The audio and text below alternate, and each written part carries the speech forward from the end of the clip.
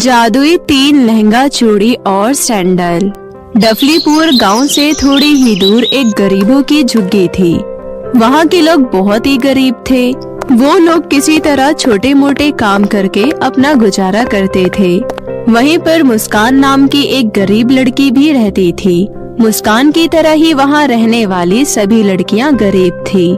गरीबी की वजह से वहाँ की लड़कियाँ ना तो स्कूल जा पाती, ना ही दूसरी बच्चों की तरह खेलती कूदती थी।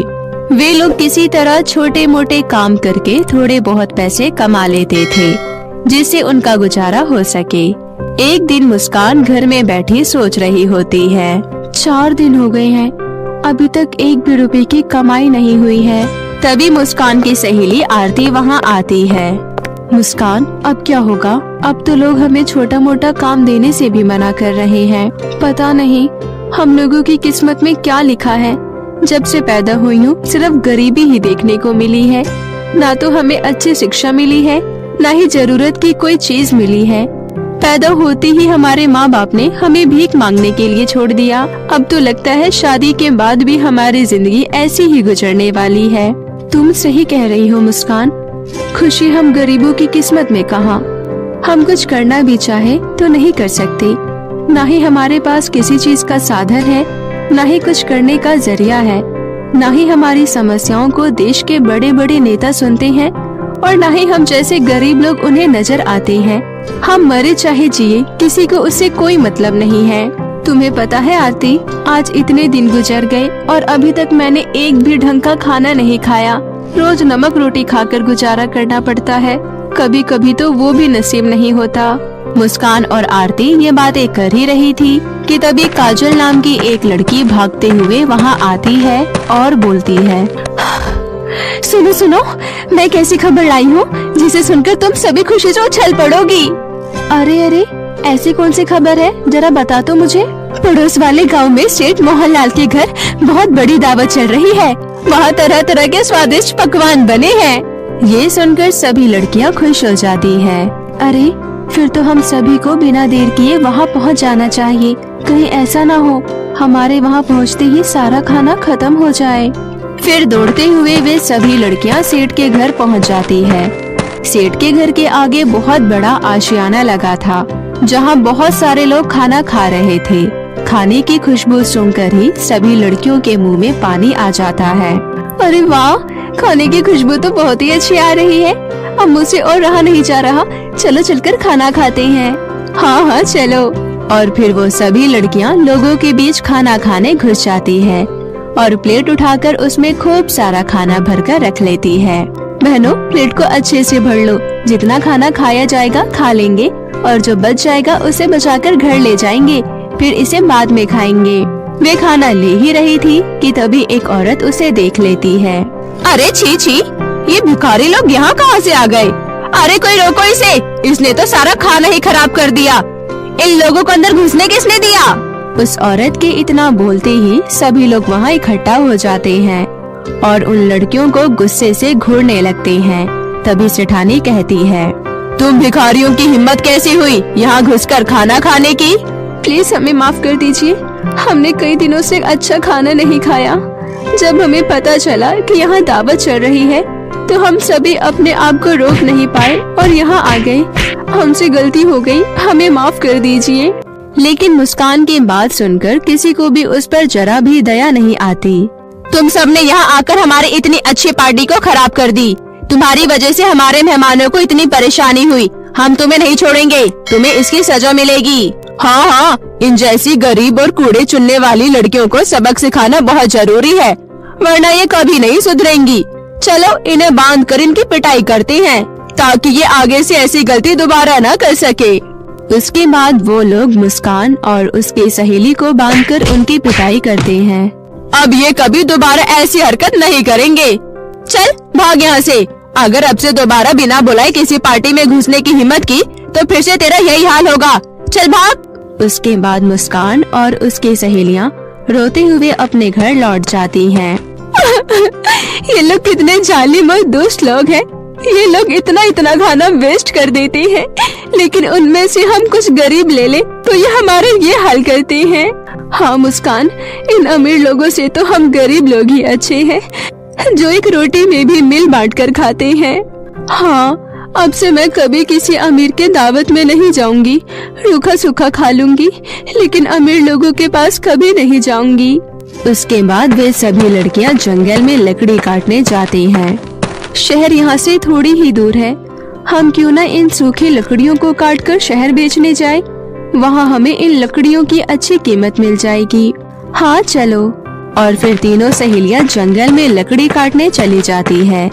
वो देखो, वहाँ एक सूखा पेड़ दिखाई दे रहा है, चलो चलकर उसे काटते हैं। वो जैसे ही उस पेड़ के पास पहुँचती है, तभी उसे किसी के चिल्लाने की आवाज सुनाई देती है। बचाओ बचाओ, अरे कोई मेरी मदद करो। ये सुनकर तीनों सहेली आवाज का पीछा करती हैं। तभी वो देखती है कि दो दुष्ट जादूगरनी परी को पिंजरे में कैद करके अपने साथ ले जा रहे थे। बचाओ, ये जादूगरनी मुझे जबरदस्ती कैद करके ले जा रही है, प्लीज कोई मेरी मदद करो। खामोश हो जा परी, यहाँ इस जंगल में तुम्हें बचाने वाला कोई नहीं आएगा, चुपचाप से हमारे साथ चल। तभी परी को इस हाल में देखकर तीनों सहेलियों को उस पर दया आ जाती है और वो बोलती है, अरे इस मासूम परी की जान खतरे में है, हमें किसी भी तरह इस दुष्ट जादूगरनी से परी को बचाना होगा, चलो दोस्तों। और फिर उसके बाद मुस्कान और उसकी सभी सहेलियां अपने अपने कुल्हाड़ी से जादूगरनी पर हमला करने लगती है।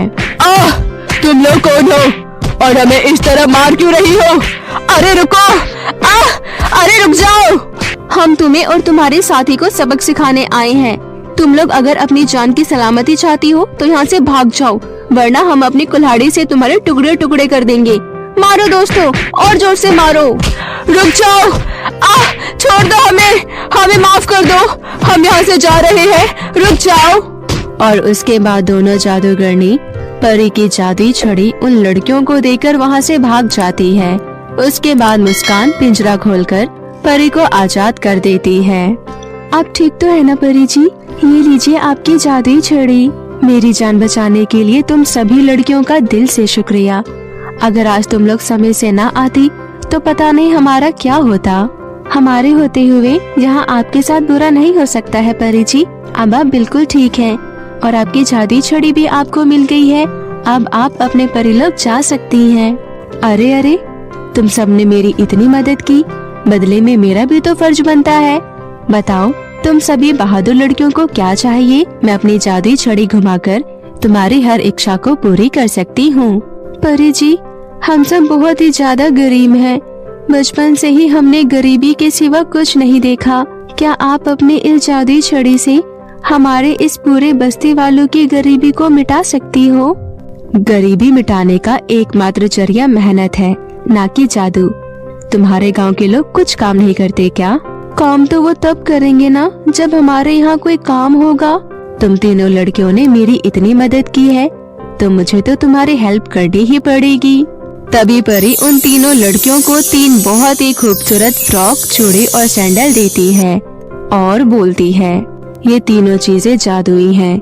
ये फ्रॉक तुम्हें हमेशा ऐसी ही खूबसूरत फ्रॉक देगा और ये चूड़ी तुम सबको खूब सारी चूड़ी देगा और इस तरह सैंडल से भी तुम्हें जितना चाहिए उतना सैंडल मिल जाएगा। परी जी, ये हमारे किस काम का? इससे हमारी गरीबी कैसे दूर होगी? ये है तुम लोगों का रोजगार। तुम लोग इससे मिले फ्रॉक, चूड़ी और सैंडल को बाजार ले जाकर बेचना और फिर इसका कमाल देखना।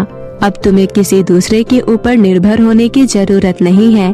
अब तुम सब मिलकर अपना अपना काम करो और उससे मिले पैसों से बाकी लोगों की सहायता करो और हमेशा खुश रहो। इतना बोलकर वो परी वहाँ से चली जाती है और फिर सभी खुशी खुशी उस जादुई फ्रॉक, चूड़ी और सैंडल को घर ले आती है और उससे खूब सारे फ्रॉक और सैंडल मांगकर बाजार में बेचने चली जाती है। उनकी सैंडल, चूड़ी और फ्रॉक इतनी अच्छी होती है कि पहले ही दिन उसकी बहुत ही अच्छी कमाई हो जाती है। फिर वो लोग उन पैसों से अपने लिए जरूरत का सारा सामान खरीद कर ले आते हैं। धीरे धीरे वे लोग बहुत ही अमीर हो जाते हैं। वे तीनों अपना बहुत ही बड़ा होलसेलर का दुकान खोलते हैं, जहां वे लोग बहुत ही कम दामों पर शहर में फ्रॉक, चूड़ी और सैंडल बेचने लगते हैं और वे लोग गांव के लोगों को भी काम देते हैं। अपने गांव में स्कूल, हॉस्पिटल सब कुछ बनवाते हैं और खुशी खुशी रहने लगते हैं। तो मेरे प्यारे दोस्तों, कैसी लगी आपको मेरी ये कहानी? मुझे कमेंट करके जरूर बताएं और इसे अपने दोस्तों के साथ भी शेयर करें। और हाँ दोस्तों, अगर आपने अब तक मेरे चैनल को सब्सक्राइब नहीं किया है तो प्लीज जल्दी से नीचे लाल बटन दबाकर अभी कर ले। तो मिलते हैं आपसे फिर किसी नई कहानी के साथ। तब तक के लिए आप अपना ध्यान रखें। बाय बाय दोस्तों।